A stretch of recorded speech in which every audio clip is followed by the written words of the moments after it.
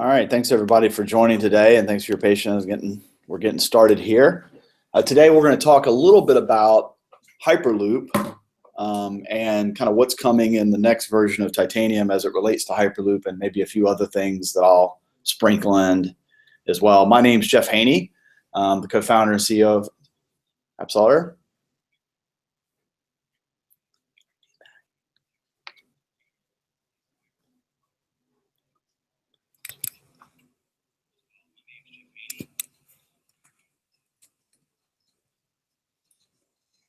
All right, we're having a little bit of a technical difficulty. Hold on one second, guys.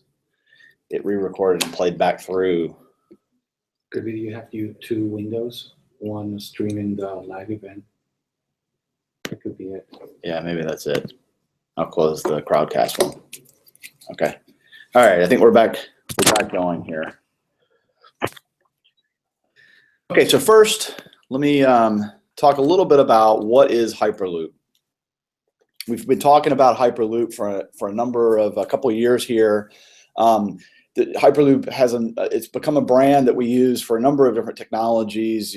We've open sourced a product called Hyperloop Abstraction Library about a year ago, and it's built into our Windows version of our product. And we have a number of other intentions that we're using for that. But Hyperloop, as we're going to talk about today, really is the new Hyperloop compiler and plugin. And I'm going to do a demo today and walk you through a little bit about that. But basically, the goal with Hyperloop is a direct native access. The goal really is to provide 100% native access to the APIs and the various platforms that you're running on, all using JavaScript. If you're familiar with how Titanium technically works today by providing a bridging layer. We basically provide APIs, Titanium APIs we call them, but a JavaScript API set that you can use to access the native capabilities.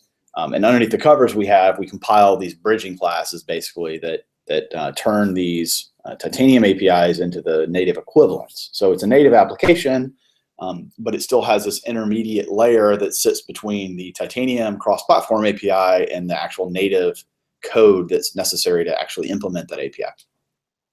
With Hyperloop, our goal is really to remove, to some degree, there's still a little bit of some things that happen in Hyperloop, but the goal is really to move that intermediate layer and allow you to provide the direct native access. In other words, if I have an API in native, let's say a Cocoa API, UIKit API, for example, I can use that directly in Titanium without having this intermediate bridging layer or shimming layer. Still in JavaScript to native.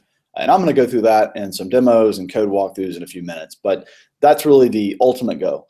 As part of doing that, we're going to be able to leverage third-party native libraries since we're using the same technology for accessing the first-party APIs. So again, like UIKit, it means we can also use the same technique and same technology basically to apply that to third-party native libraries. So things that maybe you might want to use in your application that are provided by a third party. So like a red laser, for example. Without having to write a module. Today, the way you do that in the Titanium world is you'd write a Titanium module, which is very similar to what we do with an automatic compiler. You have to hand write a module that basically turns that Titanium API. The module basically is very similar to what our compiler does underneath the covers, but being done by a human. Developer would write this bridging model that would expose the APIs in native to Titanium and make those available in JavaScript. And so we can say goodbye to Titanium modules, at least for hopefully 99% of the use cases with Hyperloop. You won't be able to have to do that. And I'm going to demonstrate that as well today. One of the biggest challenges we had and why it took a little bit longer in getting to where we're at today is it didn't update. Sorry, guys. Yeah. Did okay. Was we wanted to make Hyperloop work first class with Titanium. In other words, we wanted to allow your Titanium apps today, your current Titanium or Alloy apps, to work with Hyperloop, backwards compatible, forwards compatible. We wanted to make them work, and we wanted to allow you to mix and match. Titanium still works for a lot of use cases. It's still very, very powerful, especially, and we'll show you some of those APIs, especially when when you look at the amount of code it takes to do some of the same things in a native API as you can do in Titanium, it's still very powerful to be able to use certain things, certain capabilities out of Titanium, and only use the native APIs when you need to, or if there's certain use cases. So I'm going to demonstrate that today. And one of the applications we created, it's a port from one of our commercial applications called Insights, where we had to write a module to do all this animation. I'm going to do a demo today, but this is a little bit of a visualization of what that looks like. So where we have a Titanium window, we have a UI button and a simple UI animation, but then this type shape here that we wanted to be able to provide, which is dynamic based on the level and the intensity, if you will, of these platforms. This graph is meant to show. This is very difficult to do in Titanium, at least dynamically. Certainly you could build an image if this was a static image, and you could even rotate that image or scale that image and do some animations around that image. But what if those lines need to be dynamic based on, like in this case, Windows 50, Android 100, and iOS 300? The weight of the line and the stroke is dynamic based on these values. That is hard to do in Titanium. I mean, you can still do it. You could do a bunch of graphics and you can sort of try to curve lines and whatever, but that's a very, very difficult thing to do today cross-platform in Titanium. So I'm going to demo this in the real application in a few minutes and walk through the code, but this is a good example where we're going to use a window and a button instead of animations in Titanium, but we're going to then intermix that with an iOS core graphics API, a set of APIs, basically doing a UI Bezier path, basically just do Bezier to basically do the strokes and the weighting and things like that, and then use some core animations to do the animations around that. And then of course the other pieces are very easy to be done in normal Titanium labels and a normal Titanium animation. Okay, so enough talking through slides.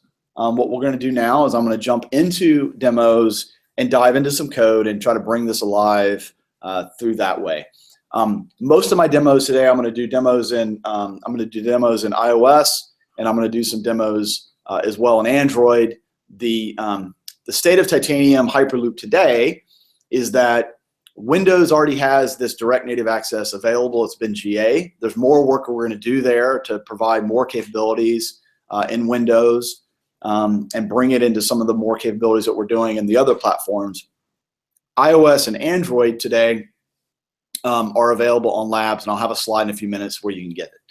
So let's just jump right in.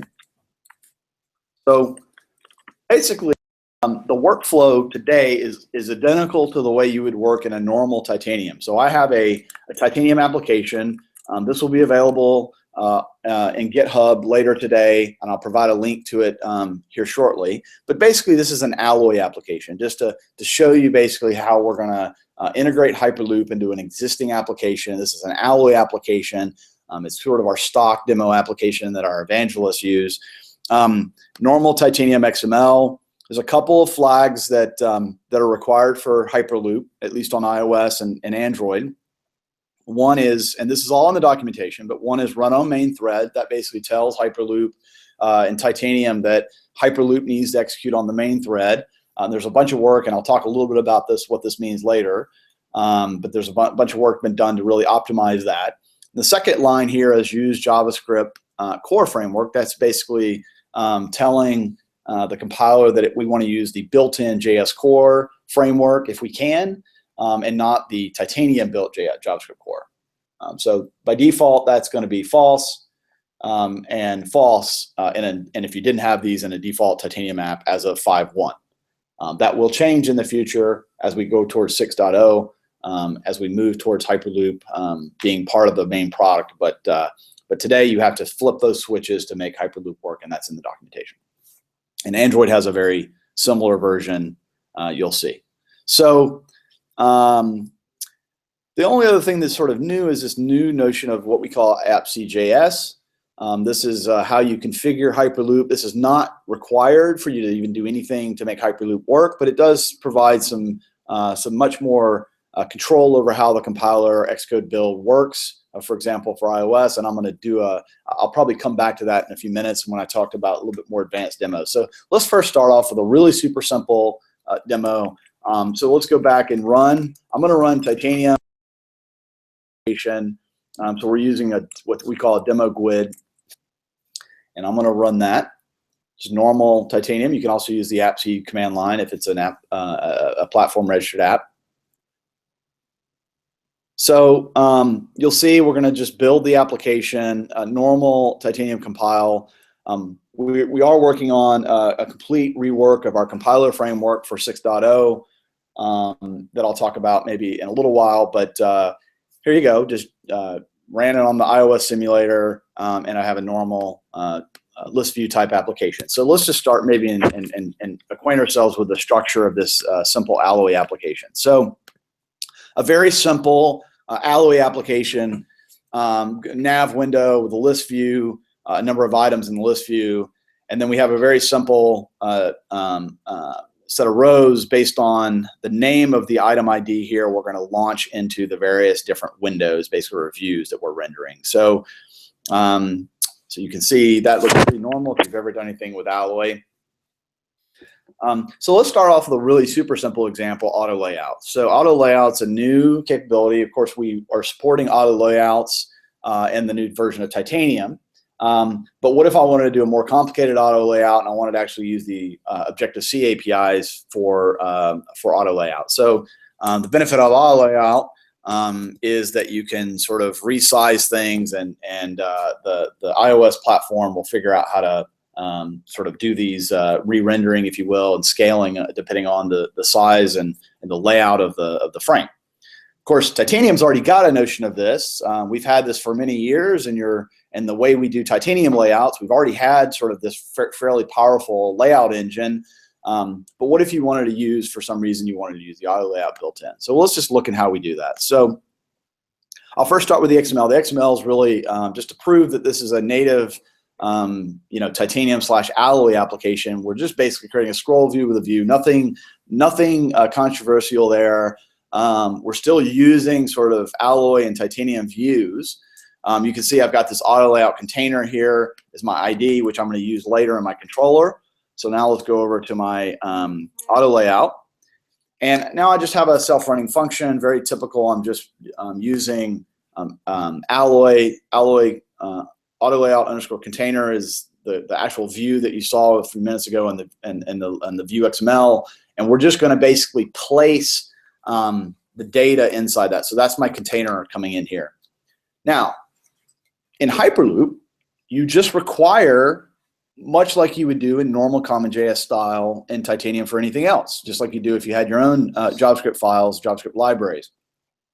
The difference is you would use the framework, and obviously this is slightly platform dependent, but you would use the framework, in this case UIKit, UI label. UI label is the interface, and UIKit is the framework that has that interface. So in this case, I'm basically just requiring UIKit, UI label, and the various different classes that I want to use.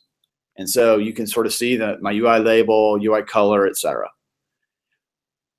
In this line, you can also see we're actually supporting C functions as well. So in this case, core graphics is the package, and in core graphics, we actually have a utility function that if you're familiar with iOS programming at all, CG-RecMake is an ability to, core graphics package is C function to allow to make a C struct called a CG-Rect and provide sort of an X, Y, and a width height to construct that struct, basically. So we're starting to demonstrate calling C functions from JavaScript automatically, supported in Hyperloop, as well as actually handling structures. So you can see here this CG-RecMake. Later, we're going to actually make a structure in JavaScript, but underneath the covers, it's actually a pointer to that C structure in memory. So when I pass that around to the various functions that need that structure, they know what it is. So the rest of this code is going to look very familiar if you're a JavaScript programmer. I mean, it's basically you have a UI label. This is semantically equivalent to, or I should say, technically equivalent to new UI label is it would be equivalent technically to UI label.alloc.init is what you would do in Objective-C or in a Swift.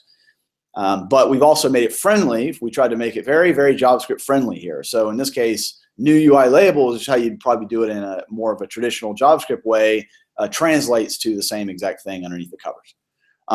In this case, I'm just using the default initializer or default constructor. So I'm creating a label. I'm calling the APIs just like I would expect from a JavaScript standpoint.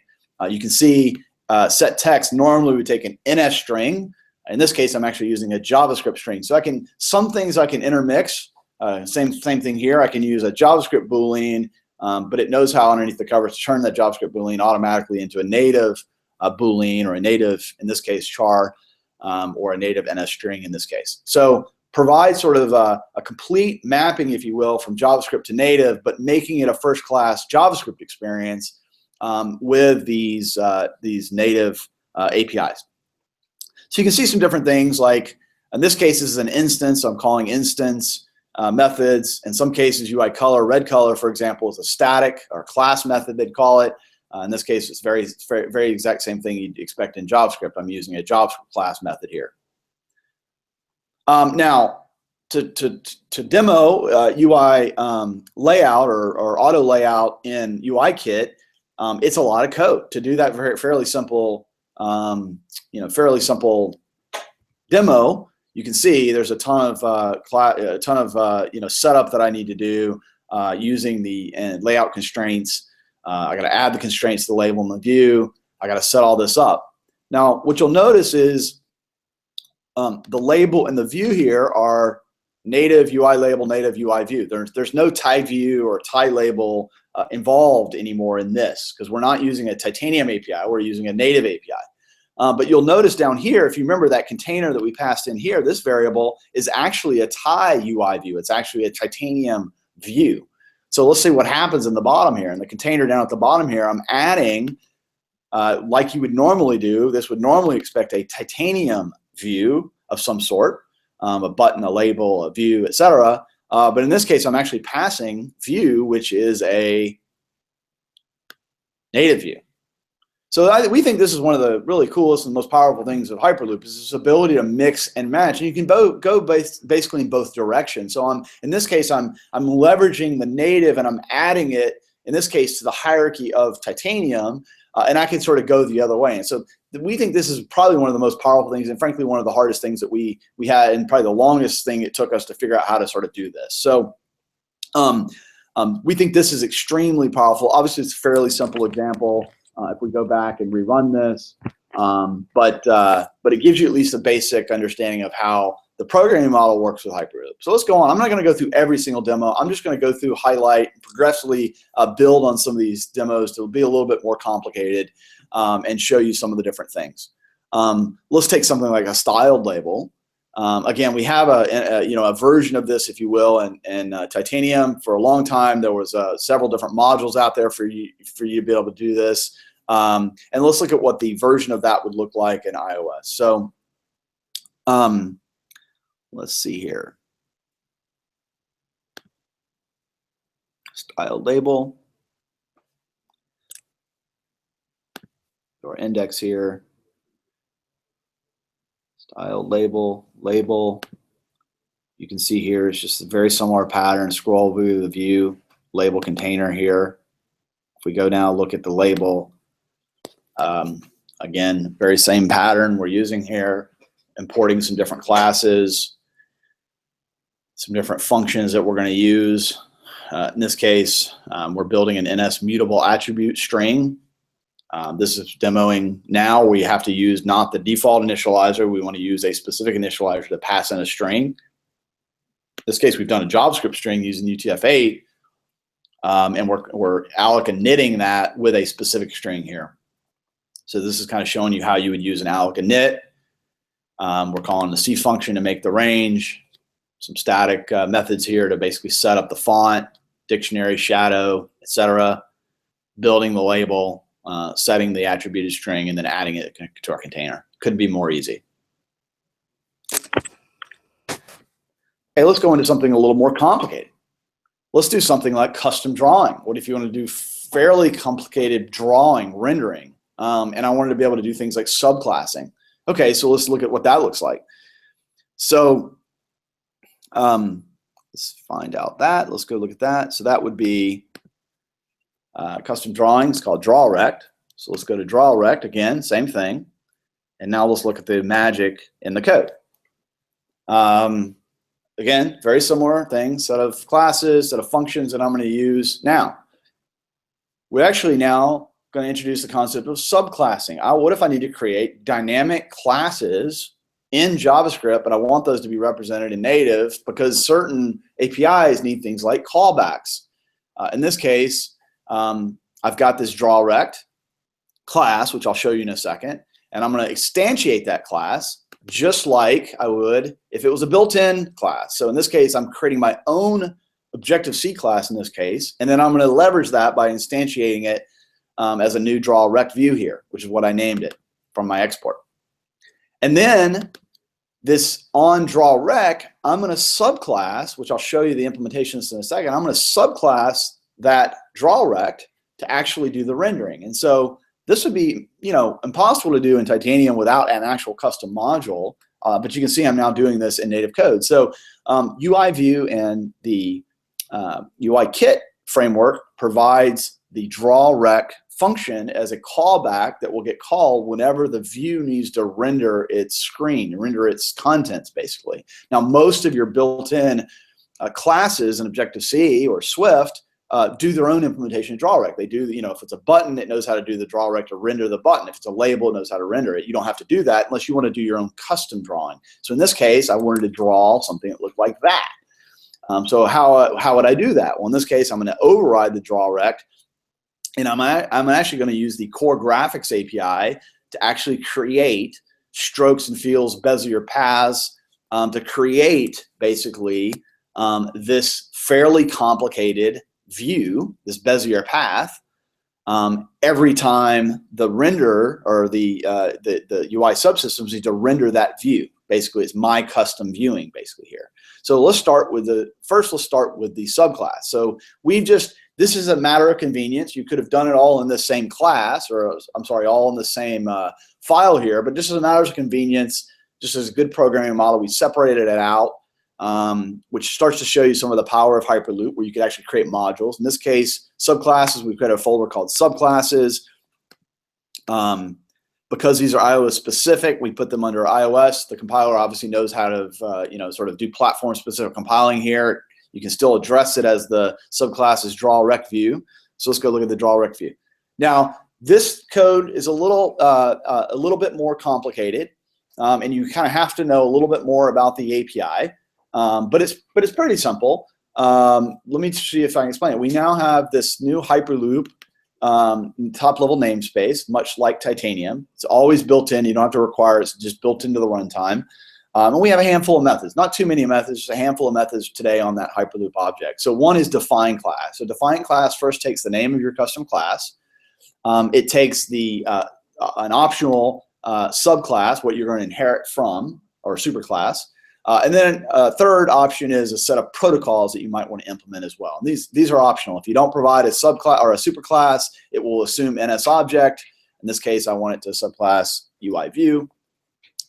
That's simply going to create an empty class based on that. And then I need to sometimes do things like add methods or add properties, things like that. So in this case, DrawRect view, I want to, from that new class. Now, this is a class object, much like if you created a function class in a normal JavaScript, it's a class object. So I need to add methods to that class object dynamically. In this case, DrawRect view, add method, and I can give it an object which describes the method. I'm going to give it the name of the selector. So in other words, the name of the or the pattern of the selector. I'm going to tell you whether it's an instance variable or not. If it has any arguments, I'm going to tell you the type of the arguments. And then I'm going to provide a callback function. So the callback function is actually the implementation when that native DrawRect method is implemented in the native code. My callback function, in this case JavaScript, is what is going to get implemented. So you can see here, all I'm doing now is just delegating to the instance function, if I have one, called onDrawRectView. This is clearly just a pattern we created. You could, of course, put the whole implementation right here in callback. We made it this way in our demo. We think this is a nice pattern. to do. So now if we go back over here to the draw rec, you can now see my on draw rec view, which will be called as an instance method every time the UI system needs to implement the draw rec class or the draw rec function rather. Now let's look at let's just jump over and look at what happened behind the scenes. It's always this question: is it really native, and things like that. So let me go over here into the generated code, and let's just look over here at my class. I've got a number of them in here, so I need to find real quick. So you can see user class. This is an Objective-C.m file. You can see user class defined at, and this is where we actually define that draw rec, which we saw. Interface draw rec view. This is the actual interface for that. This is the actual implementation that got generated on the fly. And this is the actual implementation that knows how to call back and do the Hyperloop work automatically. Okay, so that's demonstrated basically doing sort of a class, a new class, subclassing an instance, creating an instance, and then subclassing that class, and then doing some really complicated native stuff in JavaScript, and then having it all sort of compiled and together when you're put together. What if you wanted to do something a little more complicated, like this? Again, same thing, a little bit more complicated, a lot of different code here. Let me just show that really quick. Call that the donut chart. Let's go with the donut chart. Again, normal imports, draw rec view. See.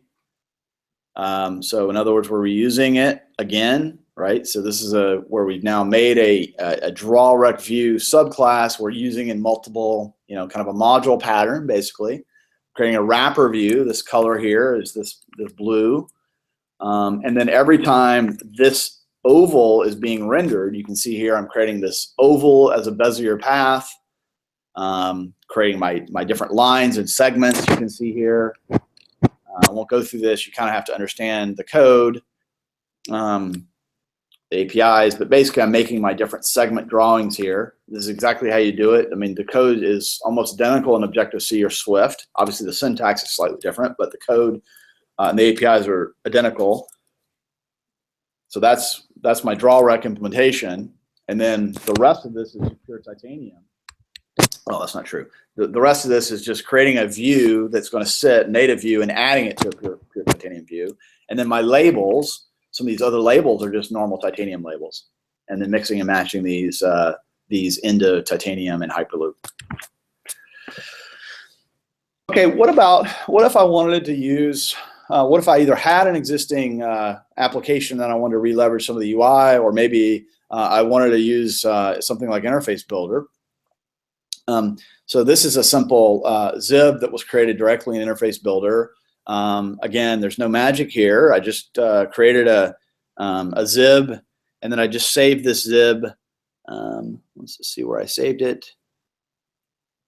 In assets, let me just find my assets here. Typical, just save my zib here, which is this XML file that Interface Builder creates. And I just dragged a bunch of components on the canvas and Interface Builder, saved it into my zib. But now how do I make that work in Titanium Hyperloop? So let's just go back over to my zib.js. Very simple. How would you do it in Objective-C? You would go get the bundle. From the bundle, you would get the zib. In this case, we named it view. So you can see view here. And then a zib, basically, which is compiled into a nib at runtime. The compiler, the Xcode build compiler, will automatically turn a zib, which is sort of the static format, the XML format, into a nib, which is the binary format optimized for runtime.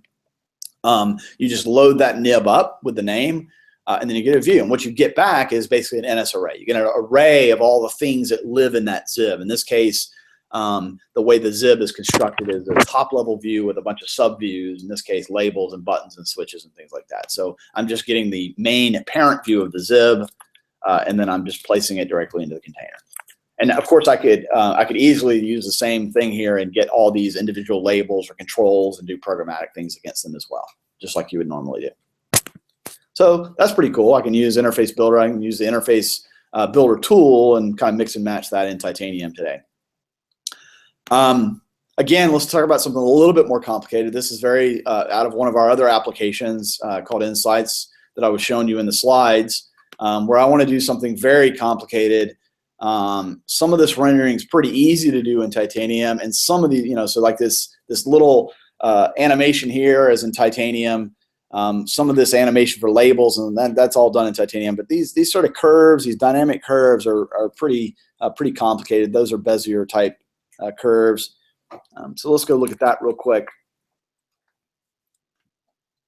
So that would be shapes and animations, called shapes. Same thing. You can see here I've got a little click down here. It's just a normal alloy label. I've got my view and my button here. Even my button in the center here, you can see here is just still an alloy control or Titanium control. In this case, now let's go see what's native.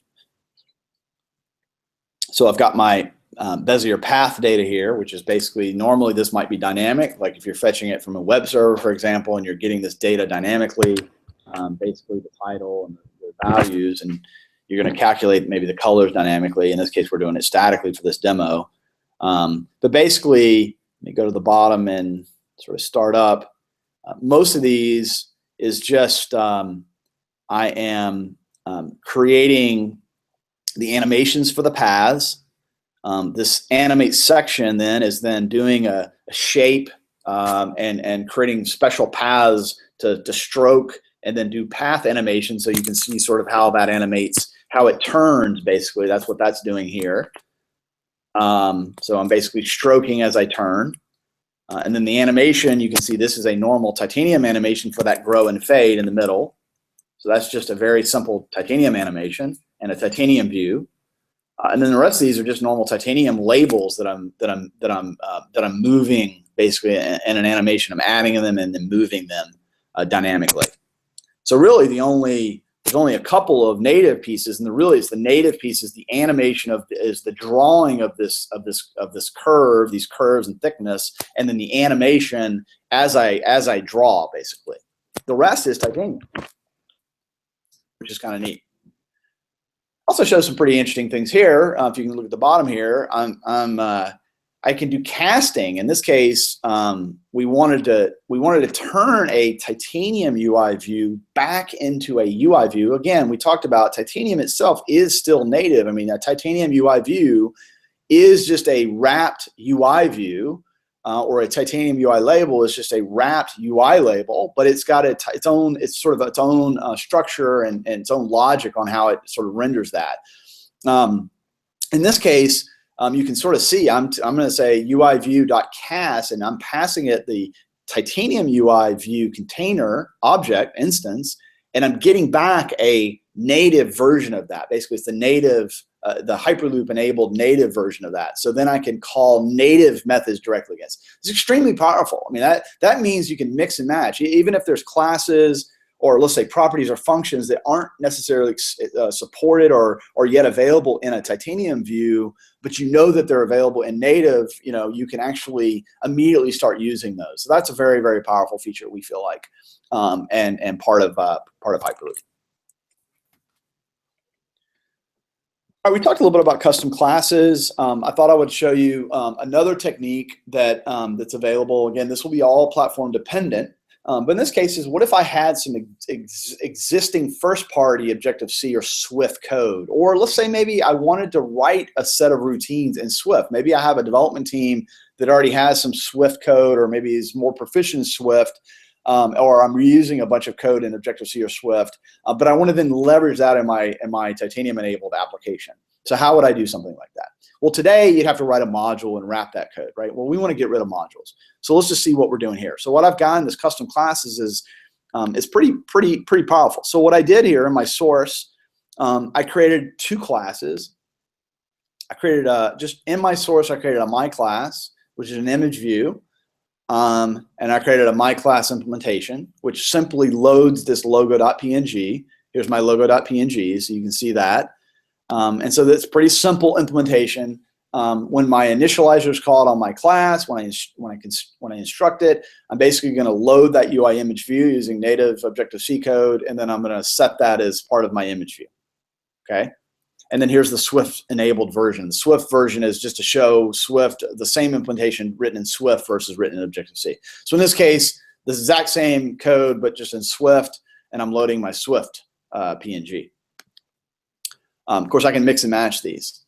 Now, what I did here over my app.js is I just underneath my Hyperloop iOS Xcode build, I basically said I want to have a third party so that it will automatically compile. I need to tell Hyperloop to look in my source file, and I can have as many as I wanted in all kinds of different locations.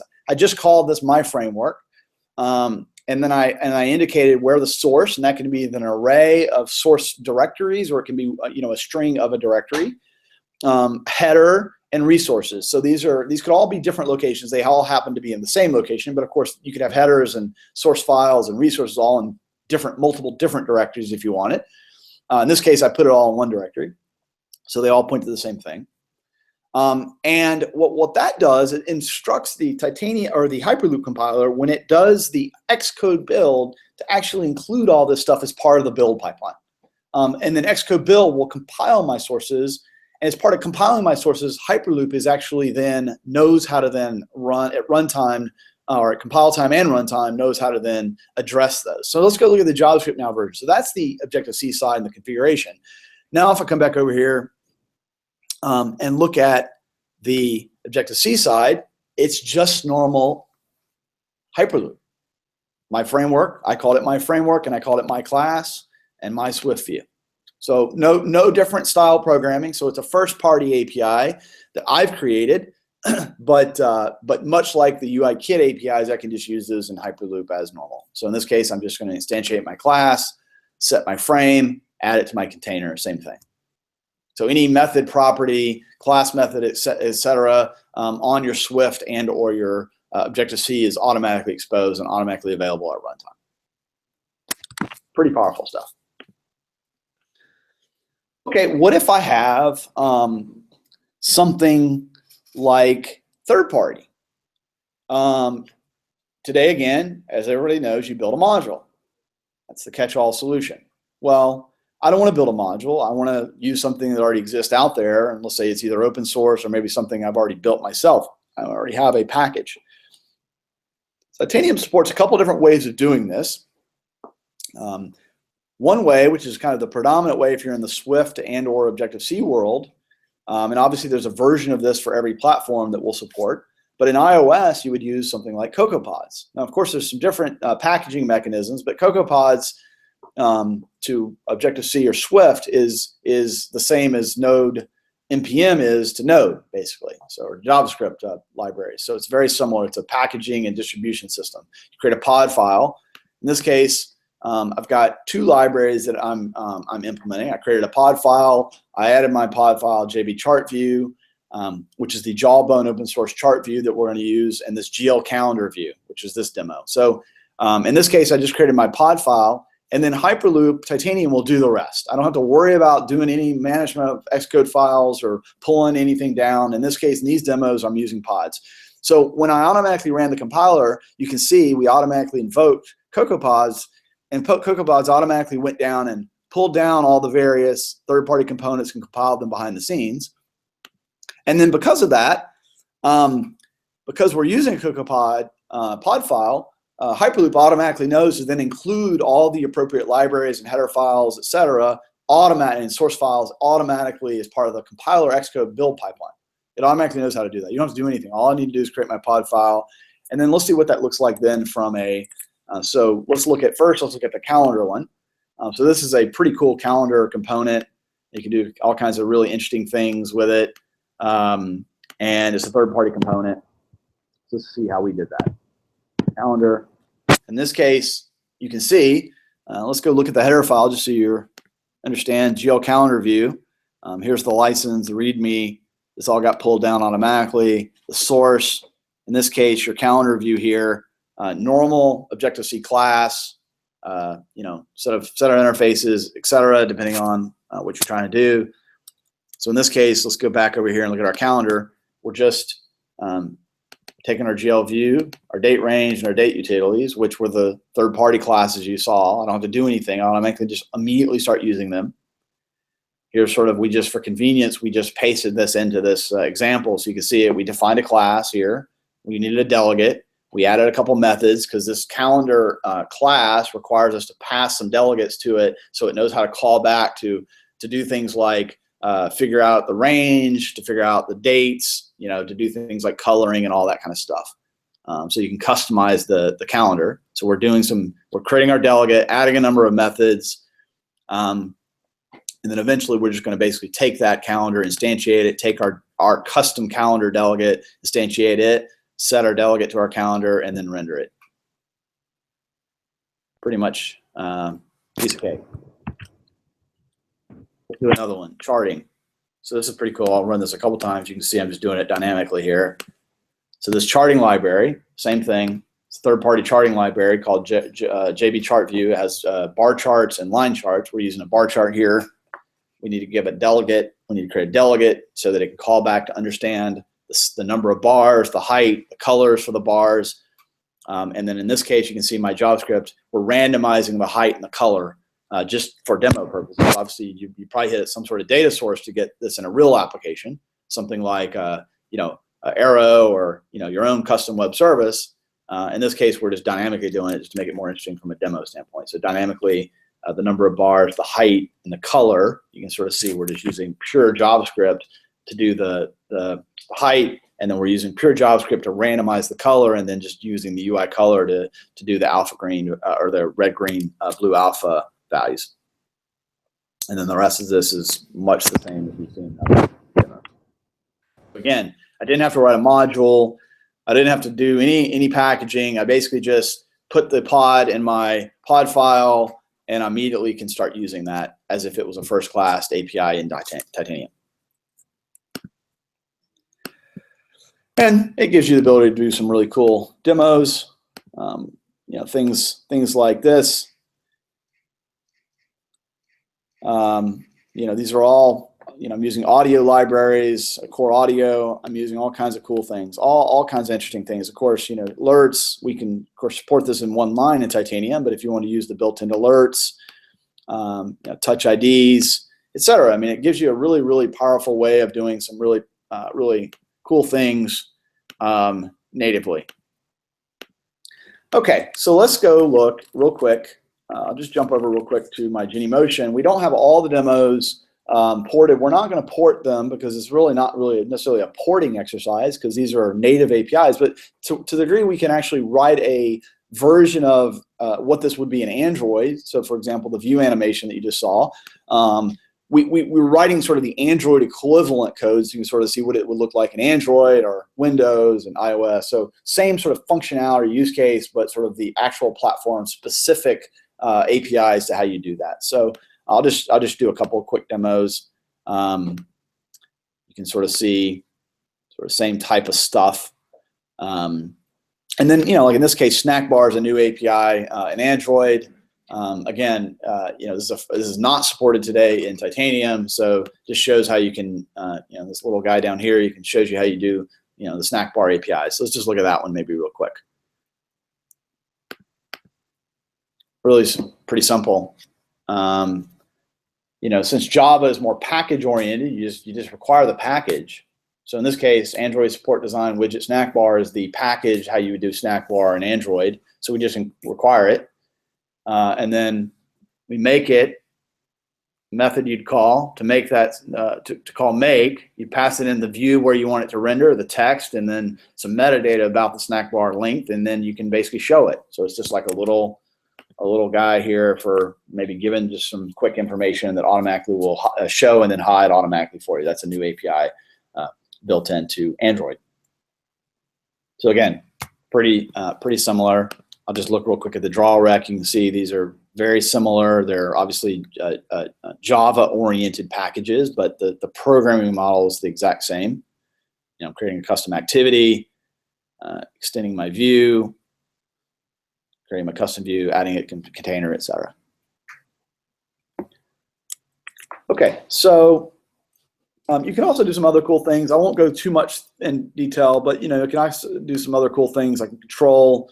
Titanium and Hyperloop automatically will resolve all of your compiler flags, your frameworks, your libraries, link airlines, all that. But you can also provide some additional stuff. In this case, for example, any flag in an Xcode build that I can pass, I can just define them in my flags. For example, in this case, a contrived foo equal bar compiler switch. So I could do an if define foo in my Objective-C code, for example, and you can control that. Or I could, in this case, we're not using StoreKit in this demo, but you can force, for example, Xcode build to automatically link to that framework, etc. So there's a lot more lower level control you'll be able to also have with the native side. In this case, this is Xcode build, but there's equivalent versions of that for the other platforms. So trying to provide a much lower level control. So a couple things. I'm not going to be able to address this. There's too many questions right now, but I handpicked a handful of questions, and we'll try to address as many of the questions we can after the webinar in the Crowdcast interface itself. And certainly we welcome more and more questions and discussions on the community forums. A few things that I wanted to talk about based on some questions. So one of the big questions that we're getting is, are we planning on rewriting all of the existing Titanium APIs in Hyperloop or in this new model? So the answer is yes and no. So with an emphasis on no. Is not our plan to rewrite all of the existing Titanium APIs in this new model. That would just be a Herculean effort. We have thousands of APIs that's been done over 6 calendar years and many man years. So that would not be a very fruitful effort, we don't think, to add a ton of value necessarily.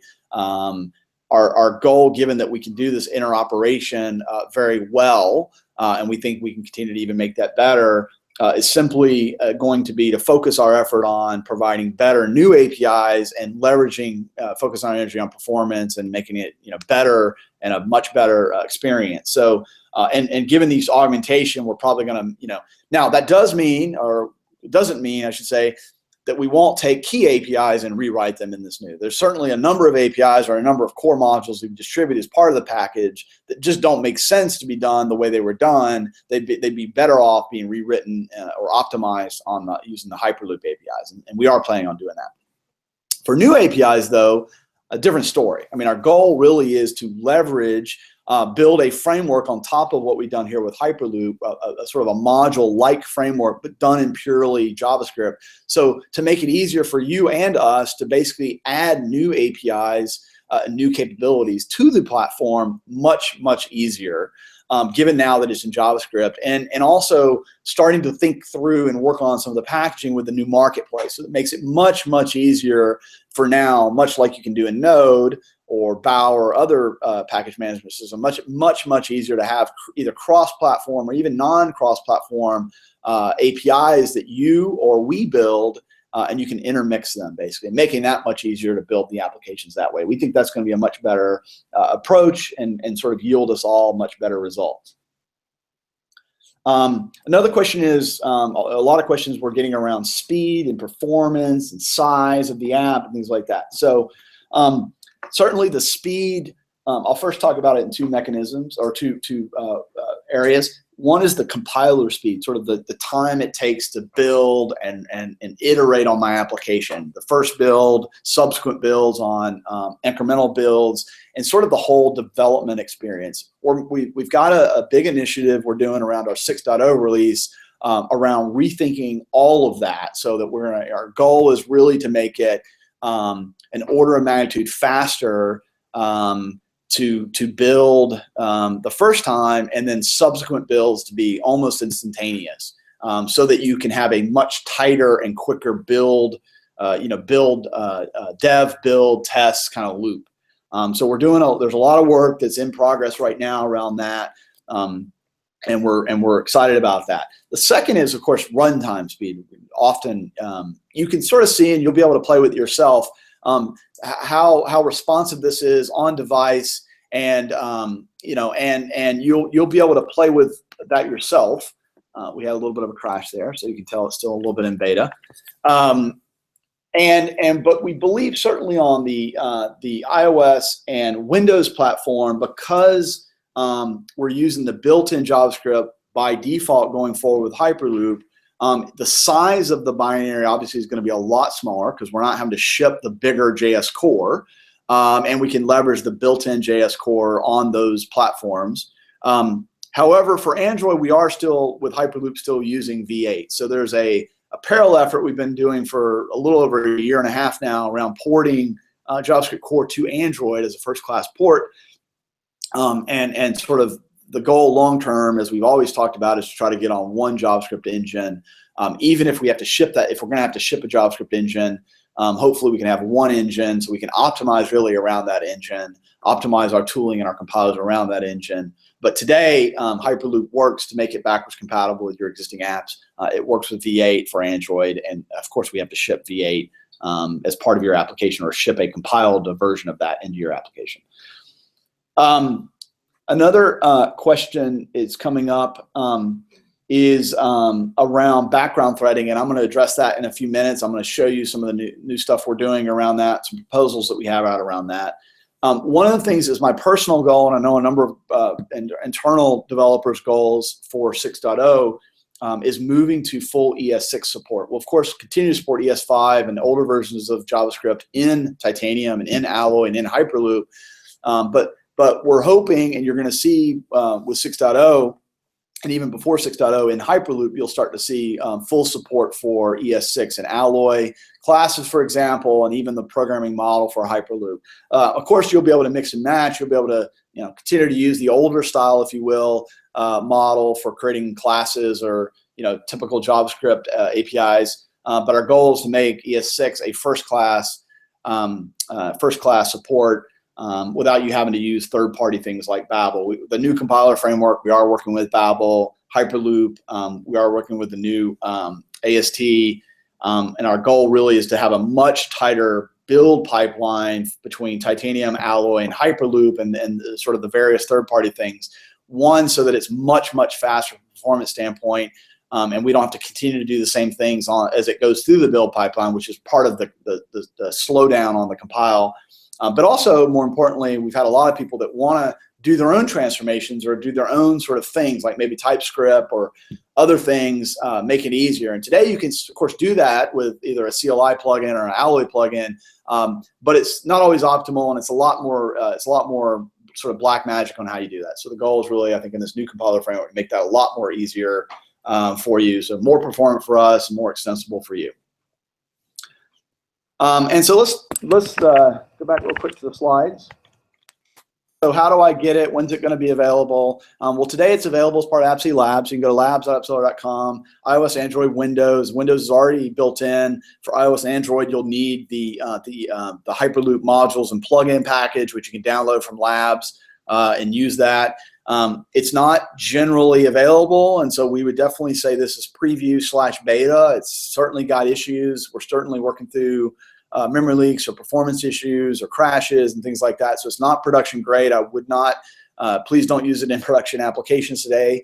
You can play with it. You can do whatever you want with it, but use caution if you're going to try to use it in anything beyond that. The goal would be to have this generally available, much more integrated than it is today, but generally available as part of first-class part of the Titanium 6.0 release. We don't have a date yet. We're targeting sometime in Q1. Most likely to the later part of Q1 at this point. There's a lot of work we still want to be able to do before we release that release. The example application will be available later today. We've got a couple of issues we're trying to finish up with making that open source. We'll make that available today on GitHub. You can download the example apps today from Labs, but we'll also open up the repo as well. And we'd encourage you to build your cool demos yourself and play with it and send us a PR around that. Labs, if you don't know Labs, just a quick plug for Labs. Labs is a place that you can find different products that are in development or in some sort of beta/preview mode. And it's kind of this living repository. You can visit and see that. We've got a new initiative that I'm pleased to talk about today called the C-Spec Initiative, and you can go to this GitHub URL. It'll be integrated into the lab's website in the coming weeks, but the goal really is to provide community-oriented specifications and proposals. We started a couple. The first one I know we get a lot of requests for. I'll just go to it and show it to you because that was a number of people requesting. When we moved to main thread, when we moved to built-in JavaScript core, and certainly when we expose Hyperloop, one of the challenges is the whole multi-threading world changes and potentially even becomes a little more dangerous. And Titanium is a nice little sandbox. We try to do a lot of that work and hide a lot of that for you. And then if you do modules or whatever, then you're kind of on your own. But the first proposal I wrote up myself, and certainly welcome feedback. We're going to use this internally, of course, to continue to build our own APIs and our own thoughts about changes that we're trying to make across our product line. But we'd also encourage you to also check it out and submit your own specs or contribute and be involved with the development of these specs. So this is the first spec that we've written around multi-threading. The goal, and I won't go through it too much today, but you can go read it yourself, is to talk a little bit about sort of the problem that we have today when we start to introduce Hyperloop and the opportunity, frankly, to providing a much cleaner API for developers to control when they need to do things on the background, when we need to do things on the main thread, et cetera. And so this proposal sort of lays that out in an API form. There's no code yet written against this. I think code will likely start to be written against this in the next few weeks. So we'll have an implementation that people will start to use probably around the Hyperloop piece first, so that you can start to get a feel for what this would be like, and we can work out some of the issues that we're gonna find on the implementation. So anyway, I encourage you to look at this if you're interested in this kind of thing, if you're interested in being involved or at least having a say on how we're doing it and where we're going, and we'd love to get your feedback. With that, I think I'm going to end. I'm totally out of time now. I know there's a ton of other questions, and I'm sure from this, we're going to have a lot more questions that come in. So I'd encourage you to visit community.appsloader.com and ask your questions and start threads and start that conversation, as well as we'll try to follow up with the Crowdcast and try to answer as many questions as we can in the Crowdcast product itself as well, at least for the questions that were asked on the webinar. Thank you for joining and really appreciate it and look forward to getting your feedback.